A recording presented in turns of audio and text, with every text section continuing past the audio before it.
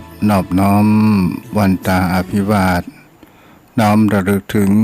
อย่างคุณขององค์สมเด็จพระสัมมาสัมพุทธเจ้าผู้ทรงร่ำคุณพระธรรมคำสอนของพุทธองค์ผู้ทรงส่งคุณพระสงฆ์สาวกของพระองค์ผู้ประเสริฐรวมก่อให้เกิดเป็นพระรัตนตรัยที่หมู่เฮาทั้งหลายได้กราบสักการะบูชาที่สูงที่สุดในชีวิตตลอดจนถึงได้น้อม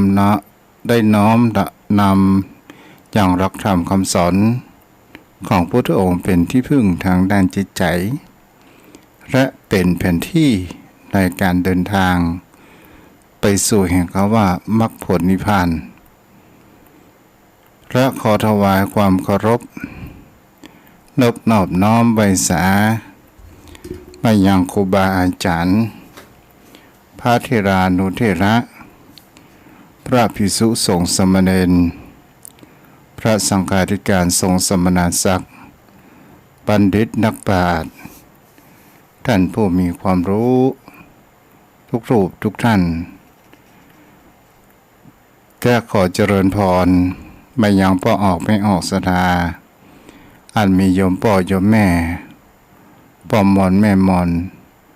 พ่ออุ้ยแม่อุ้ยปีป้านะอาท่านผู้ฟังผู้มีใจบุญทุกท่านที่ติดตามรับฟังธรรมะยามดึกทางสถานีวิทยุเพื่อการศึกษาพระพุทธศาสนาพระวัฒนธรรม 104.5 เมกะเฮิรตซ์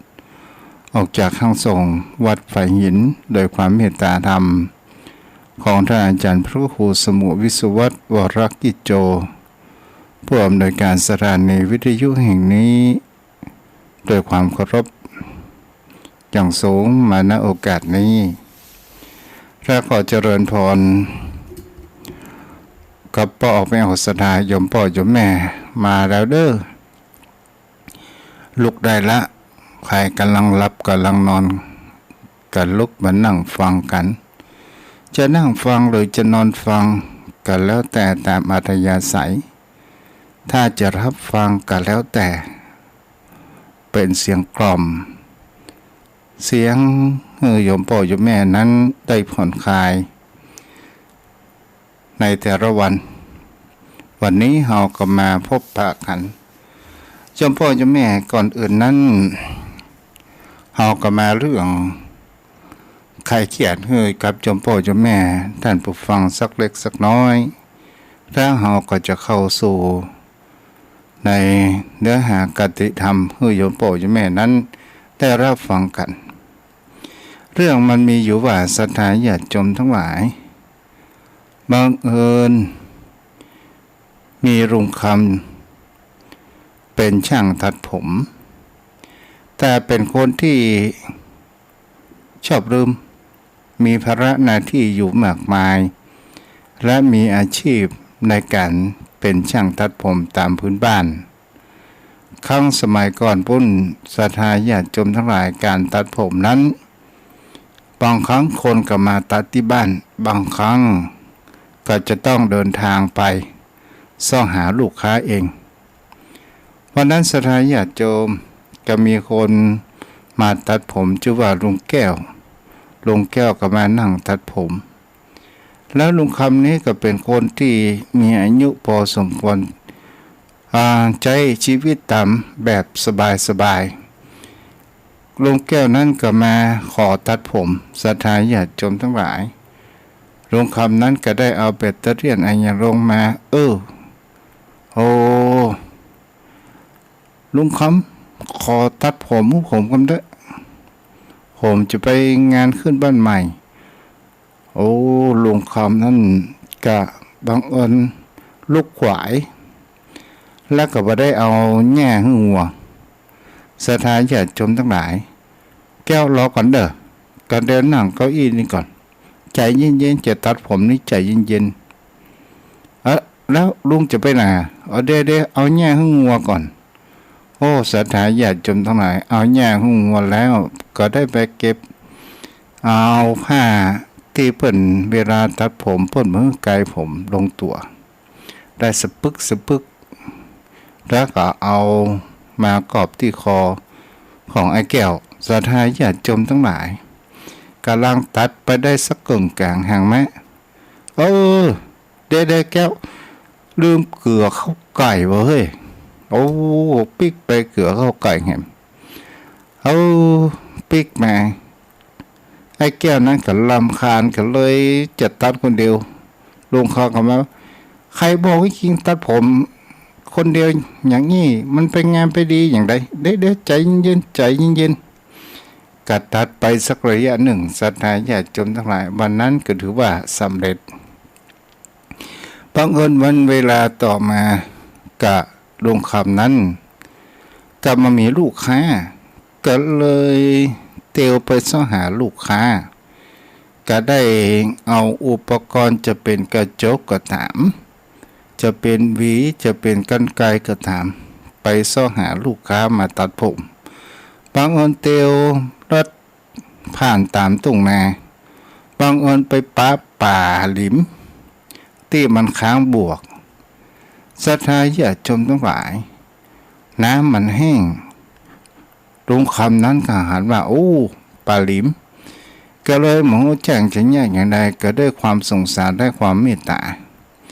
ก็ได้เอาป่าหลิมนั้นใส่ถุงเสื้อของตัวเอง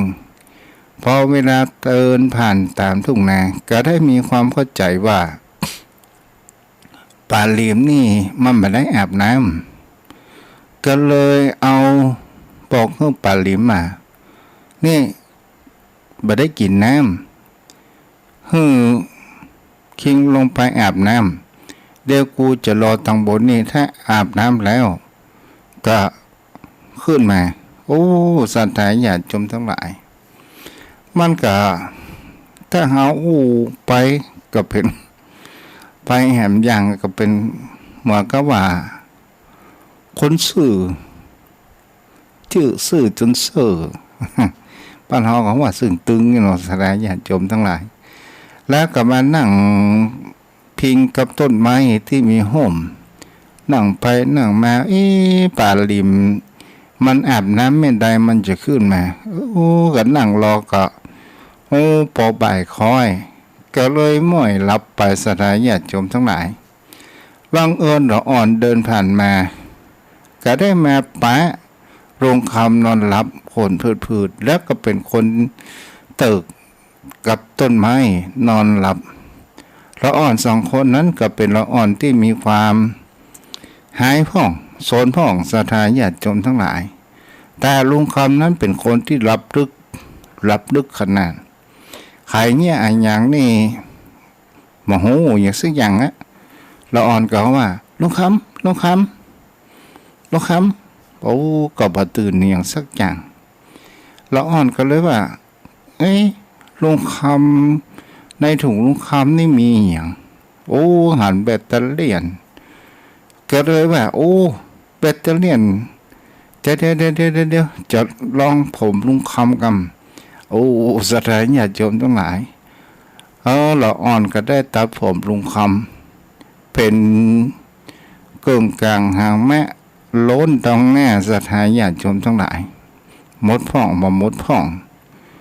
แล้วทีนี้ลุงคำก็เริ่มที่จะฟื้นตื่นหูคิงขึ้นมาละอ่อนว่าลุงคำจะลุกตื่นแล้วอย่างไรอย่างไรเก็บครัวแล้วละอ่อนนั้นก็เดินจากไปลุงคำก็ตื่นขึ้นมาศรัทธาญาติโยมทั้งหลายก็ได้กำกระจกพ่อตัวเก่าแล้วสะดุ้งอันนี้ไม่ใช่เฮารู้เนี่ยอันนี้มันเป็นไผ่เนี่ยมันเป็นไผ่เนี่ยอันนี้ไม่ใช่เฮาด้วยเนี่ยก็เลยปัจจังเนี่ยอย่างใดศรัทธาญาติโยมทั้งหลายก็โดยการที่ว่าต้องซ้อหาพยานว่าใครจะจำเฮาได้พ่องก็เลยไปหาเมียชื่อยาศรัทธาญาติโยมทั้งหลายถ้าว่าเมียเฮาจำได้ไปว่าตัวเฮาก็ได้แอบป้ากำลังทำอาหารกันกิน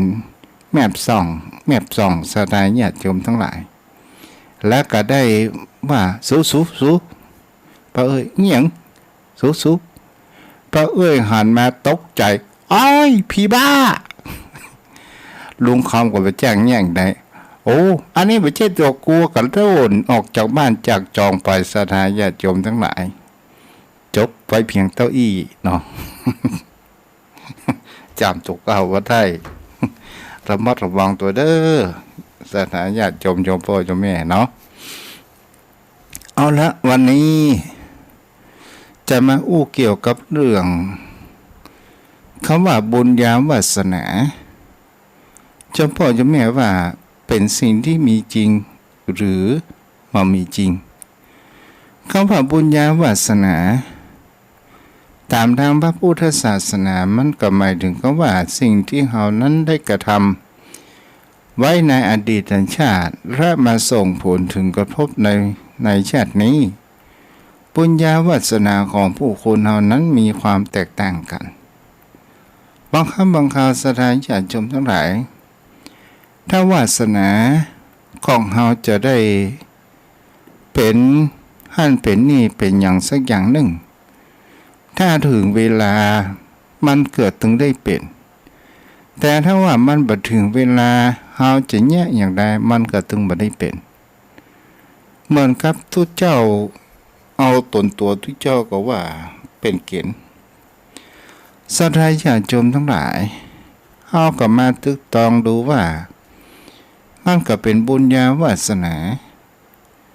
สมัยเมื่อก่อนเราเป็นกโยมเนี่ยตอนแรกนั้นเราก็มามีจิตใจที่จะติดวัดติดว่าตอนอยู่ป .6 ทำไมจิตใจถึงตกวัดตกว่าทั้งแต่งหั่นเป็นต้นมาเลยไปนอนบ้านนอนจองกับบ่รับสนิทสถานญาติโยมทั้งหลายตราบใดถ้าบ่เป็นวัดเป็นวาก็รับบ่สนิทแล้วเฮาก็มาพอ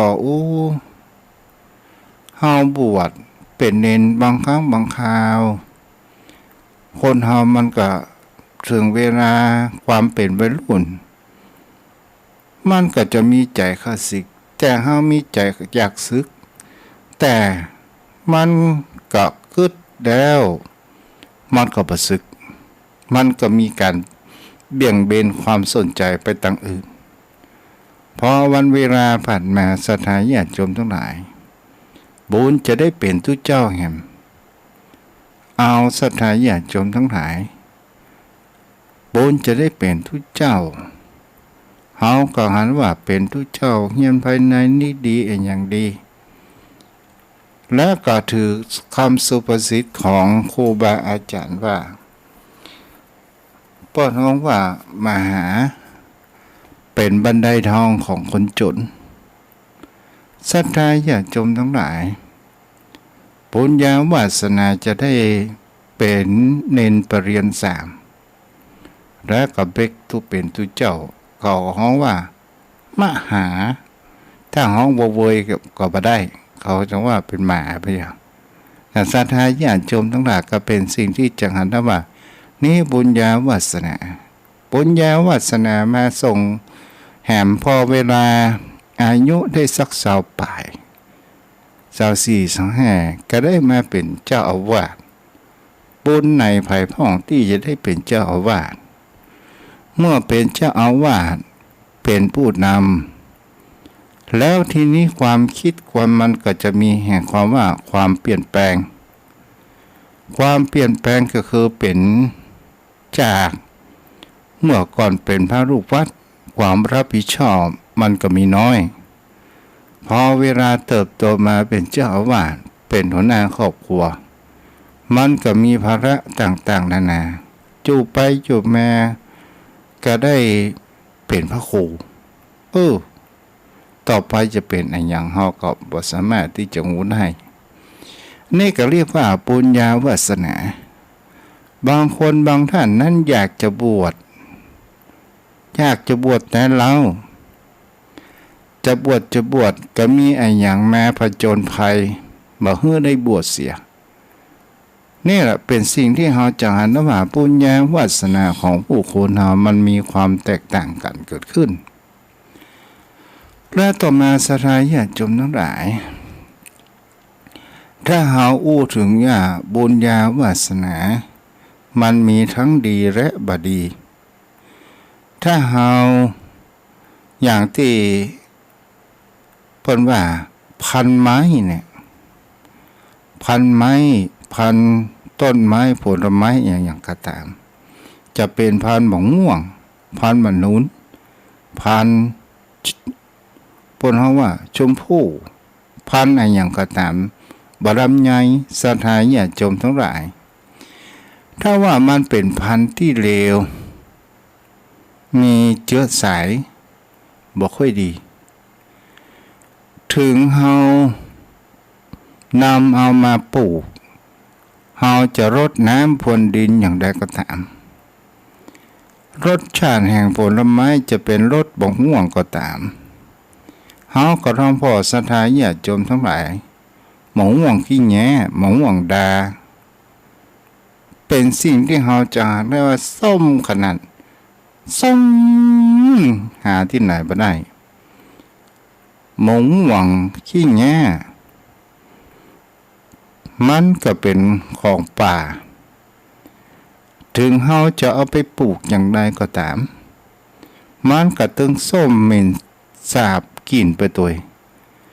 มีอย่างเดียวศรัทธาญาติโยมทั้งหลายเป็นอาหารของสัตว์ป่าทุกอันตลอดจนถึงบางครั้งบางคราวถ้ามันอยู่ใกล้คนก็มาเป่งหมองม่วงแผ่นไปเสียนี่เฮาก็จะได้ว่าอย่างกับบรมไยถ้าว่าเชื้อสายเฮาเอาไปกอบไปกอบพัน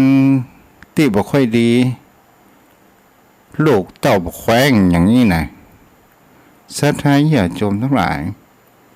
ไผก็บ่เอาไปทำพันอะไรอย่างสักอย่างถ้าว่ามันเป็นพันหัวกะโหลกพันอะไรอย่างบัดเดียวเนี่ยพันชมพูอย่างนี้นะถ้าเอาไปถ้าไปกิ่งแล้วเฮาก็เอามาปลูกตอนสุดท้ายลำไยนั้นมันก็มีรสชาติที่ดีแต่ถ้าว่ามันเป็นพันธุ์ที่บ่ดีมันก็มีรสชาติที่บ่ค่อยดีสักเท่าใดและเฮาลงมาพอส่วนผลไม้ต้นไม้ที่มีพันธุ์ดีศรัทธาญาติโยมทั้งหลายปลูกก็ง่ายดูแลก็เอาน้ำใจใส่พอให้พอดีแล้วเฮาก็จะได้ว่าเมื่อมันถึงแก่การที่จะเติบโตผลไม้นั้นเฮาก็หาได้ว่าในเมื่อพ่อพันธุ์แม่พันธุ์ดีเฮาเอามาปลูกมันก็มีรสชาติดีเหมือนดังต้นเก่าต้นเดิมมันมาจากไหนเล่ามันก็มาจากแห่งเขาว่าเมล็ดจะเป็นมะม่วงก็ตามศรัทธาญาติโยมทั้งหลายเป็นมะม่วงที่มีพันธุ์อดทนต่อเพียงต่อศัตรูแล้วเอามาปลูกแล้วก็มีรสชาติที่มีอร่อยสามารถที่จะเอาไปขายได้มันก็มีรสชาติดีเหมือนดังเดิมก็เพราะว่าต้นพันธุ์นั้นมันดีแล้วมันก็เอาพันธุ์ที่ดีให้ฝากกับเมล็ดมามันก็มีรสชาติและผลดีนั้นเกิดขึ้นเช่นเดียวกันกับชีวิตมนุษย์ของผู้คนเฮาศรัทธาญาติโยมเฮาก็ลองมาพอดูว่าถ้าคนเฮานั้นในชาติปางก่อนเฮาบ่ได้ทำอะไรหยังและมีความประพฤติชั่วหยาบช้าต่างๆนานาเกิดขึ้นมันมีแห่งคำว่าสำรวมมันมีคำว่ารักษาศีลก็คือมันมีการสำรวมกายวาจาและจิตใจมีแต่ความมุ่งร้ายหยาบช้าเห็นแก่ตัวและประเกิดที่จะทำบุญกุศลบ่ได้สร้างภาระบุญกุศลในสิ่งที่ดีบ่ได้สร้างความดีใดๆทั้งสิ้นพอเวลาเกิดมาชาตินี้ถึงอยู่ในฐานะแห่งความลำบากอย่างไรก็ตาม บางครั้งบางคราวเปิ้นทำบุญเฮาอยากทำบุญแต่เฮาบ่ได้ทำบางครั้งบางคราวก็เป็นสิ่งที่เฮาในชาตินี้เฮามาแก้ไขชะตาชีวิตตนตัวของเฮาได้ขนขวายกระทำคุณงามความดีต่างๆนานานั้นเกิดขึ้นกว่ามันจะหันผลมันก็จะต้องใช้เวลาระยะเวลาเนิ่นพอสมควรกว่ามันจะหันผลมันก็จะส่งผลไปต่อมาก็คือส่วนบุคคลที่มีแห่งความดีในอดีตชาติและมาในปัจจุบันตั้งแต่แรกเกิดก็จะหันว่าบุญญาวาสนานั้นนำส่งเมื่อเป็นละอ่อนก็เป็นละอ่อนที่ดีมีความคิดเฉลียวฉลาดคบแต่กัลยาณมิตรที่ดีและเป็นคนที่มีแห่งคำว่าประพฤติศีลประพฤติธรรมปฏิบัติธรรมและก็ถือว่านี่ก็คือการต่อยอดก็จะเป็นบุคคลที่มีความเจริญและก้าวหน้าและมั่งมีสีสุขพร้อมไปด้วยแห่งคำว่าโภคทรัพย์มนุษย์สมบัติตลอดจนถึงแห่งคำว่าสวรรค์สมบัตินิพพานสมบัตินั้นเกิดขึ้นในอนาคตของผู้คนเฮานั้นเองเจ้าพ่อเจ้าแม่แล้วเฮาจะหันได้ว่าคำว่าบุญที่เฮาได้กระทำมานั้นมันคือไอ้อย่างเล่าบุญก็หมายถึงว่าสิ่งที่มันเกิดขึ้นในจิตใจของผู้คนเฮาที่ทำให้จิตใจของเฮานั้นมีความสะอาดปราศจากความเศร้าหมองความขุ่นมัวและเป็นสิ่งที่เฮาจะหันได้ว่าทำให้เฮานั้นก้าวขึ้นไปสู่แห่งภพภูมิที่ดีถ้าเฮาจากโลกมนุษย์นี้ไปเกิดขึ้นด้วยแห่งคำว่าที่มีจิตใจสงบและเลือกในสิ่งที่ดีถูกต้องที่ควรที่มีเป็นประโยชน์และโดยการที่เฮานั้นก็ต้องมีการพูดดีทำดีและความคิดที่ดีงามนั่นเองบุญกุศลเหล่านี้เนี่ยศรัทธาญาติโยมทั้งหลายบุญตัวนี้เนี่ยเฮาก็ลองมาพอก็คือตัวปรุงแต่งที่มันส่งคุณคำพบคำชาติเหมือนดังเงาติดตามตัวของตนตัวของเฮาและทำให้เฮานั้นมีความมั่น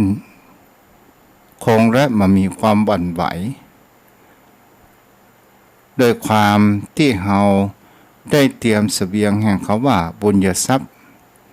อันบริสุทธิ์จะนำพาให้เฮานั้นมีจิตพุ่งพุทธผ่องใสบริสุทธิ์อย่างดีศรัทธาญาติโยมทั้งหลายเฮาจะหันได้ว่าบุญก็คือกิริยาอาการและมีความลักษณะแห่งคำว่าถ้าเมื่อเฮานั้น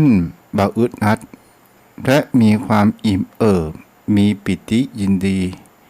และถ้าเมื่อเฮานั้นมีแห่งคำว่า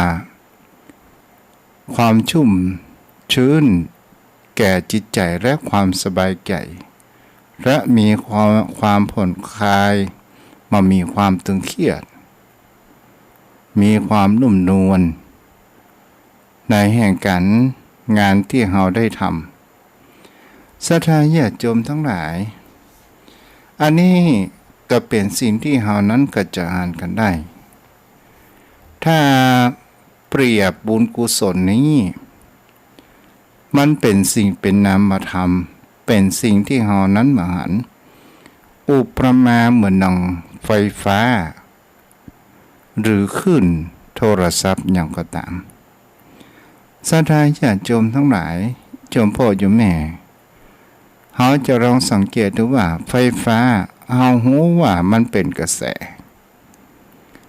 เฮารู้กันว่าลักษณะของไฟฟ้ามันเป็นในลักษณะใด ถ้าว่าเฮาจะให้มันแสงสว่างมันจะต้องมีแห่งคำว่าหลอดไฟขาประหลาดตลอดจนถึงหลอดไฟ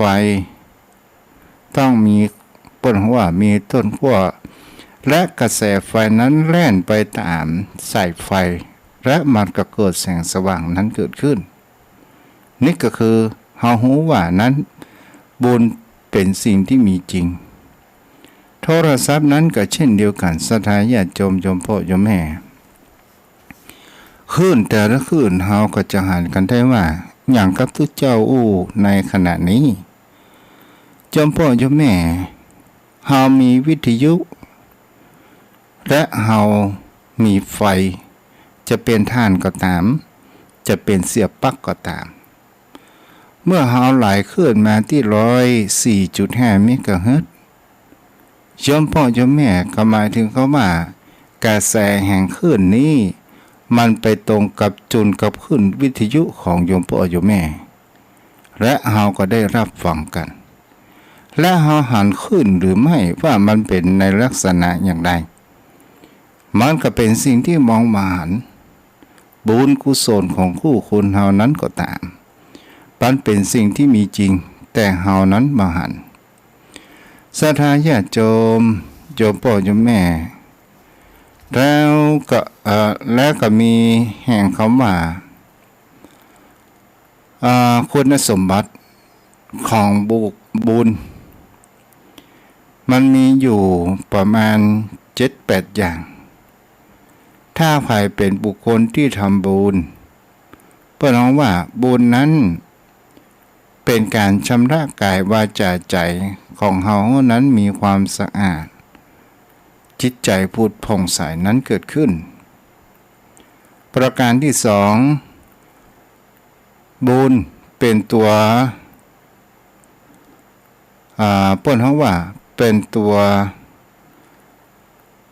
นำพาเฮานั้นไปสู่แห่งความเจริญก้าวหน้าด้วยบุญกุศลที่เฮานั้นได้กระทำจะเป็นยศถาบรรดาศักดิ์ที่นับหน้าถือตาอายังก็ตามต่อมาคุณสมบัติของคำว่าบุญถ้าเฮาได้ทำแล้วมันจะติดตามเฮานั้นไปทุกภพทุกชาติตราบใดเฮาบ่เข้าสู่นิพพานศรัทธาญาติโยมคุณสมบัติบุญแห่งประการหนึ่งมันเป็นของเฉพาะตัวคนใดทำคนนั้นก็ได้อย่างก็เฮาฟังวิทยุขณะนี้โยมพ่อโยมแม่รับฟังเฮานั้นเป็นคนได้ถ้าเฮาบ่ฟังนอนรับคนบืดที่น่ะมันก็บ่ได้บ่ฮู้ว่าตุเจ้าอ้วนหยังพ้องบุญประการที่5นำมาซึ่งโภคทรัพย์อันเป็นสมบัติทั้งหลายจะเป็นมนุษย์สมบัติสวรรค์สมบัตินิพพานสมบัติศรัทธาญาติโยมประการที่6เมื่อมนุษย์นั้นเพิ่นว่าสมบัติอันเป็นทิพย์ไปตลอดจนถึงนิพพานสมบัติจะเกิดขึ้นแก่บุคคลที่กระทำแห่งความดีคือทำบุญกุศลนั่นเองประการที่7ก็คือทำเมื่อเฮานั้นบุญกุศลนี้เป็นเกราะป้องกันอันตรายเป็นเกราะป้องกันภัยอันตรายทั้งหมดที่จะเข้ามาในชีวิตของเฮาในวัฏสงสารเวียนว่ายแต่เกิดประการที่8ก็คือเป็นปัจจัยที่จะนำพาให้เฮานั้นบรรลุมรรคผลนิพพานนั้นได้นี่คือในลักษณะแห่งคำว่าคุณสมบัติของคำว่าบุญโยมพ่อโยมแม่ท่านใดที่ทำบุญบ่ต้องกลัวที่จะไปตกไปสู่ในโลกที่ชั่วเฮาทำอย่างใดพ้อง ยอมพ่อยอมแม่เปิ้นฮ้องว่าบุญยังแบ่งออกไปอยู่ในสองประเภทด้วยกันบุญในช่วงไก่กับบุญในช่วงใกล้บุญในช่วงไก่สถานญาติโยมทั้งหลายก็หมายถึงเขาว่าบุญที่เราได้ทำในอดีตชาติที่เราได้สั่งสมในการกระทำความดีมาก่อนและมาส่งผลถึงเราในชาตินี้ในปัจจุบันตั้งแต่แรกเกิดจากครรภ์ของบรรดาประการที่สองก็คือบุญช่วงใกล้ก็คือคุณงามความดีที่เราทำในภพชาติปัจจุบันตั้งแต่วันที่เราออกจากท้องแม่มาจนทำมาจนถึงปัจจุบันในวันนี้เราก็ตามนี่คือบุญช่วงใกล้ที่จะส่งผลให้เรานั้นได้หันอธิบายต่อไปโยมพ่อโยมแม่บุญช่วงไก่บุญช่วงไก่เนี่ยส่งผลเราในปัจจุบันชาตินี้ก็เปรียบถึงคำว่าผลไม้ต้นไม้ที่มันมีพันธุ์ดีมาก่อนมีรสโอชะมีเปิ้นเขาว่าพันธุ์ดีต้นดีผลมันก็จะต้องมีรสชาติกลมกล่อมอร่อยต่างๆเพราะว่าอุปมากับเมื่อถ้าเราชีวิตของบุคคลเรามันก็คือคุณงามความดีที่เราได้สั่งสมมามันก็เหมือนกับว่าเมล็ดมะม่วงพันธุ์ที่ดีๆเราเอามาเพาะปลูกและมะม่วงต้นนั้นเนี่ยมันมี ผลที่มีรสหวานยามเมื่อเรากินตอนนุ่มมันก็มีรสชาติเปรี้ยวมากเกินไปแล้วก็พอเวลามันสุกมามันก็มีการทำให้มีรสชาติอร่อยนั้นเกิดขึ้นก็เพราะว่าผลนั้นมันได้สั่งสมแห่งคำว่าต้นเก้าของมันมาก็คือคุณงามและความดีมันก็เหมือนกับว่าบุญกุศลนี้ที่เราได้ทำไว้มันกระบ่มเพราะข้ามภพข้ามชาติมาจนถึงปัจจุบันกับตนตัวของคนเรานั่นเองสถานญาติโยมพ่อโยมแม่คำว่าบุญเนี่ยส่งผลกระทบมาถึงในภพปัจจุบันเราก็จะหันกันได้ว่าเราเกิดมาตั้งแต่แรกเกิดก็เป็นเราอ่อนที่มีความสมบูรณ์และมีการที่เลี้ยงง่ายและมีความดื้อและมีความขยันหมั่นเพียรและเป็นบุคคลที่มีแห่งเขาว่าความประพฤติดีเป็นลูกของพ่อของแม่ที่ดีเป็นหัวหน้าและเป็นตัวอย่างที่ดีคู่ผู้เป็น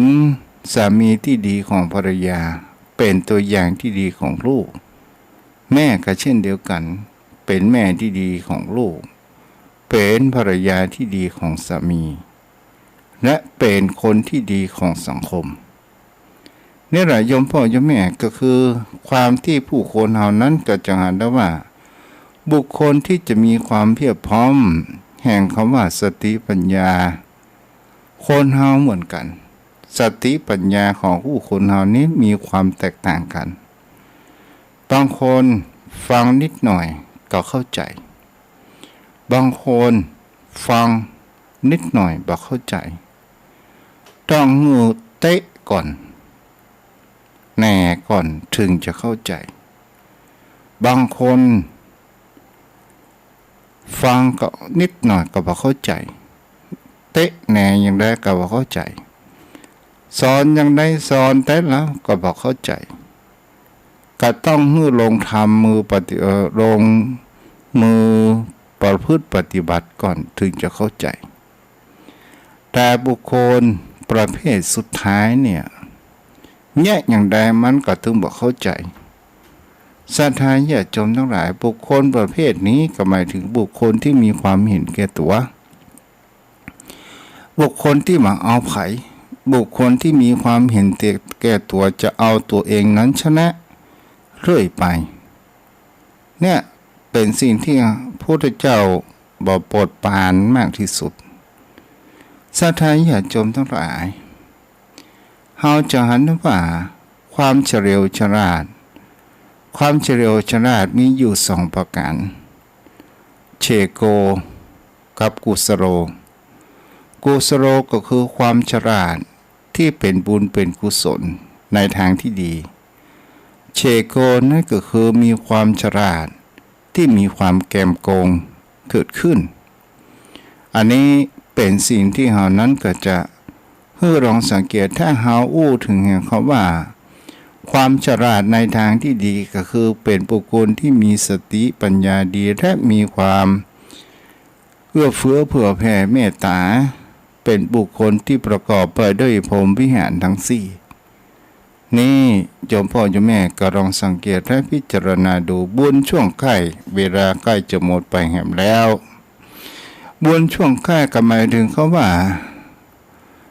เกิดมาชาตินี้ถึงว่าบุญชาติก่อนเก่าเฮาบ่ได้สั่งสมมามากมายแต่มาชาตินี้เฮาขยันทำมาหากินและมีความประพฤติเป็นคนดีตั้งแต่แรกเกิดมีความขยันขนขวายตั้งอยู่ในศีลในธรรม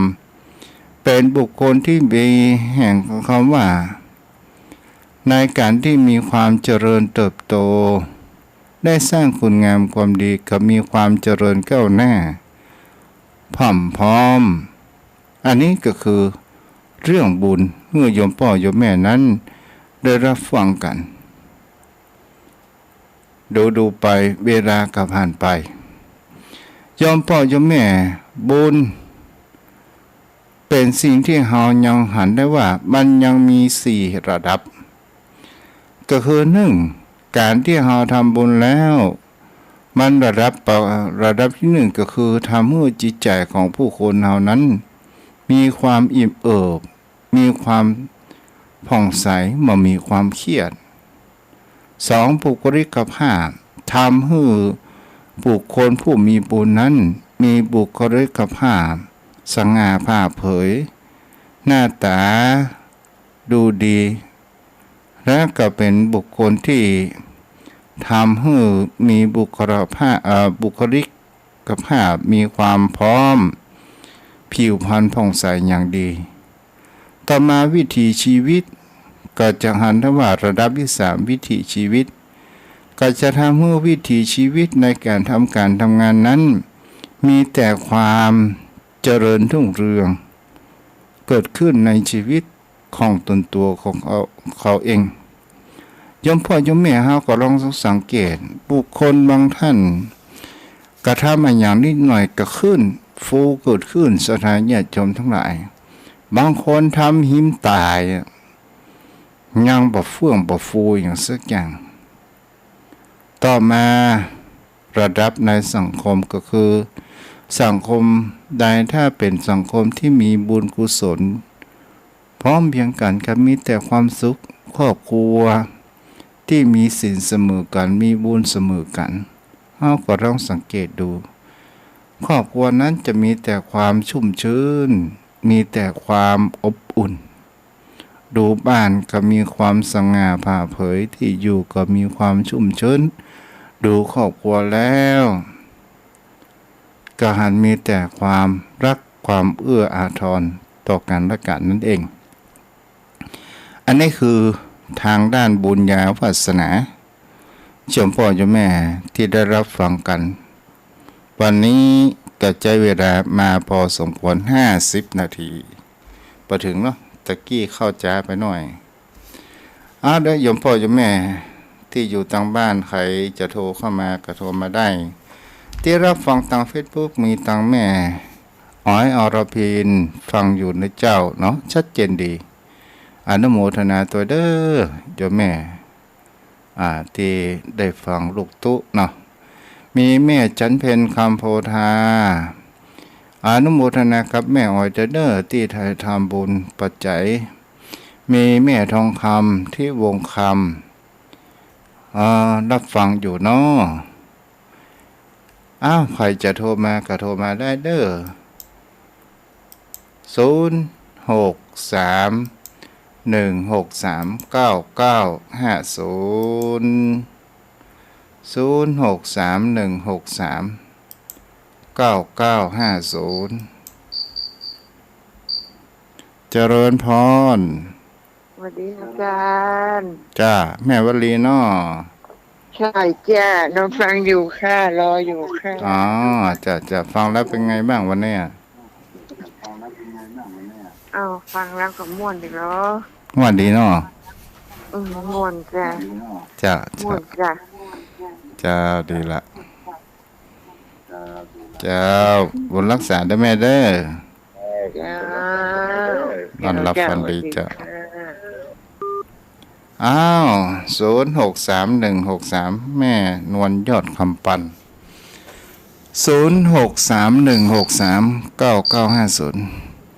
แม่บัวบูนเป็นจะได้พ้องกับไว้สาเจ้าโหวันนี้แม่ดีจัดนักไม่ไปวันพุธหาหมอก็4 โมงป่ายแล้วเหรอบ่ปวดแล้วว่าโอ้ได้กำลังใจเมตตากายพึกกะเม็ดอัญญาบวงพวงบุภาเฮือนอวยพรน้องหนุ่งกำลังใจดีวันนี้แม่ดีขึ้นมาแล้วเฮ้ยเนี่ยเปิ้นของว่ายาทิพย์น่ะยากำลังใจนี่แหละแม่นจ้ะเพิ่นไปบำบัดแล้วก็เอาแม่เปลี่ยนยาคือแม่อย่าแม่ก็ฟังวันนี้ท่านลูกตู้เทศดีเนี่ยวันนี้นะมีสาระมากๆเลยอย่างอ่านกันแม่เจ้าวันนี้เปลี่ยนบรรยากาศตลกเนาะฮะเปลี่ยนเอาตลกวันนี้เอาเนื้อเลยอ่ะจ้าเจ้าแม่เป็นกำลังใจเจ้าถ้าบ่ได้ฟังแม่นอนบ่หลับแต่ก็เมาเสียงก็กล้าอย่างนี้แหละโดนตีตะกี้กับฟังตู้ลำปางไปก็ไปแห่มลีลาเนาะตามลีลากันแม่นะของภัยแห่งมันเนี่ยมันเหมือนกันหมดทุกเจ้าเป็นเทศดีนะจ้าไหว้สานะเจ้าบุญรักษาได้แม่เด้อเจ้าจะนอนหลับฝันดีเป็นกำลังใจทุกสิ่งทุกอย่างมันบัดเที่ยงเด้อแม่บัวบุญเจ็บวันนี้สบายวันผู้สบายวันนี้เจ็บวันผู้หรือต่อว่าเจ็บวันนี้สบายวันผู้ก็สบายวันฮือก็สบายเนาะเจริญพรนวัตการเนอเจ้าไม่ได้งานหนองแฝกแต่ละปีเจ้าฟังเลี้ยวได้จะหยุดชาตินักเนอจ้าดีแล้วแม่เจ้าของนักแต่เนี้ยแต่ตัวเนอจะไปจิ้มก็จะตัวนึงแม่ก็เหมือนกันเด้อคุณพิริบางคนเขาบ้านเขาจองแม่ขอประเดี๋ยวเนี้ยหวานเนอได้บุญเนอะจ้าบุญรักษาทุกอย่างเขาว่าอย่างปล่อยท่านว่าอย่างไปก็ทุกอย่างเลยเจ้าปัจจัยแก่แม่ขอบพระคุณเป็นอย่างสูงเลยเจ้าบุญรักษาจ้าแม่ดาราแม่บาราสรพีเนาะ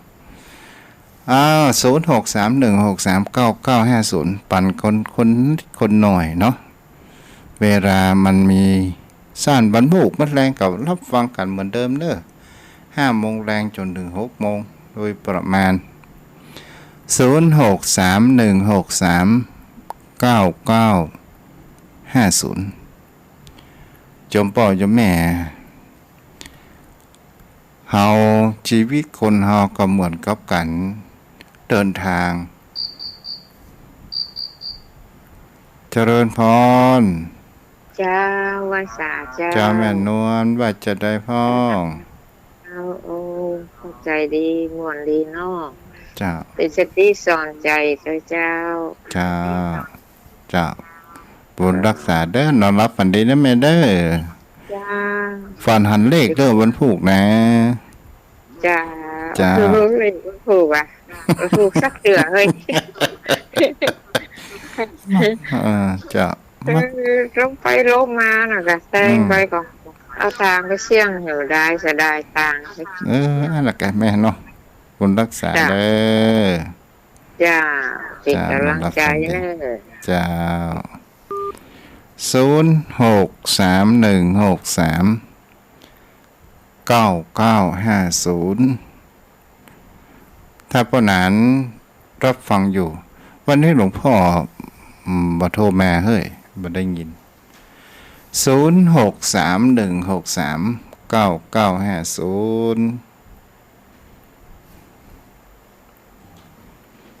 0631639950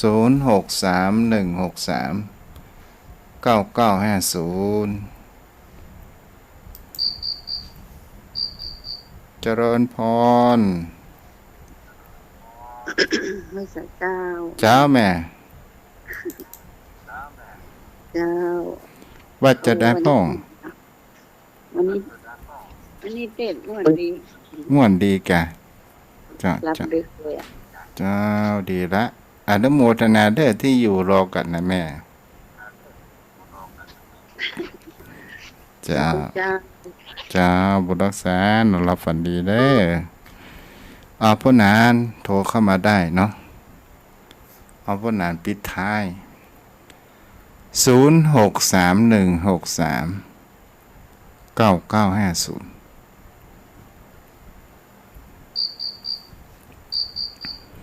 เจริญพรพ่อนาน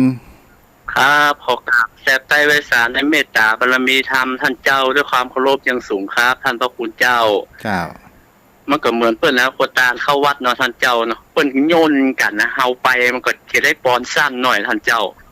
ถ้ามันห่างเพราะมันก็ได้ปอนยาวไม่ได้อู้กันเมินอันนี้แต่นะท่านพระคุณเจ้าตะก้อนผมเป็นเนนนะหัววัดก็เข้าไปศูนย์กับเปิ้นยาวหัววัดเข้าแห่งวัน แล้วโคตานบ้านเข้าวันแล้วทีนี้วัดมันปอยหลวงมันตัดกันแล้วตุลุงคนบอกว่าเอาไปวันเนี้ยรวดเดียวกันเป็นการเพื่อกระสังตาลโคตานบ้านกำลังเข้าปั่นปอนอ่ะเปิ้นเน้นมานี่มาปั่นปอนนี่ผมกำลังโยกเกณฑ์สปีติยูอายุวันโนสุขังปะลังอันนี้หัววัดเนื้อใส่ย่ามไปแล้วเพราะว่าเวลาที่มันโยนกันมันมามีเวลาที่เราจะได้อู้กันแม่นะ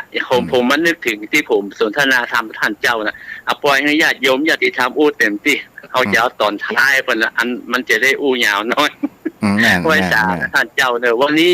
ท่านพระคุณเจ้าอู้เรื่องบุญเนาะการสร้างบุญสร้างกุศลมันสร้างมันก็ดีกับตนกับตัวของไฟของมันแต่เนอะท่านพระคุณเจ้ามันพอประหารแต่ว่ามันมาหันตัวหันตนมันเป็นนามธรรมแต่ว่ามันสัมผัสได้มันหันได้นะท่านพระคุณเจ้าแล้วผมก็ตึงนึกว่ามันเป็นจริงก็มันมีพระบาลีรับรองไว้ก็จริงอย่างว่าปุญญานิปะโลกัสสมิงยุบุญย่อมเป็นที่เปื้องของเฮาทั้งโลกนี้แล้วและโลกหน้าสุโขปุญญสะอุจโยบุญย่อมนำมาซึ่งความสุขมันก็เป็นอย่างอันแต่นะพระคุณเจ้าเพราะว่าบรรดาเฮาถึงตาโจรมาท่านพระคุณเจ้าเฮาฮู้จะเปื้องไผเขาขอบุญกินบุญตามที่เราได้กึศได้ทำอันเนี้ยขอมาช่วยแก้ขจัดปัญหาใช่ขาดไปอย่างปนนั้นว่าต่อมันพวกรบปนนั้นเด้อหมูสายมันรุดไปได้เลยกำลังฟังเพลินวันพวกปลากันเด้อยมพ่อยมแม่เนาะวันพวกก็มาต่อกันเด้อปนนั้นสายมันขาดไป